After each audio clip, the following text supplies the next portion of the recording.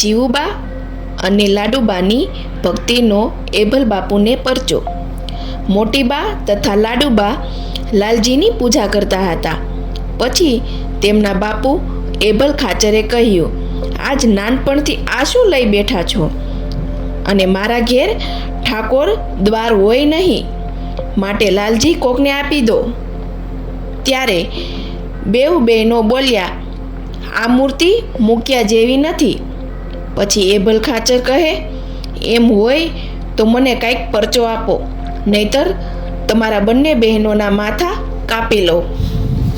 પછી સાંજ વખતે દૂધનો કટોરો ભરી અંદર સાકર નાખી અને લાલજીને પ્રાર્થના કરીને કહ્યું, હે મહારાજ, અમે તમારા ખરા ભક્ત હોઈએ તો અમારી પ્રતિજ્ઞા રાખજો.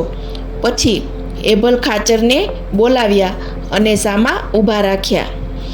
પછી લાલજી મહારાજે દૂધ પી કટોરાનો ઘા કર્યો. તે એભલ ખાચરના પગમાં વાગ્યો.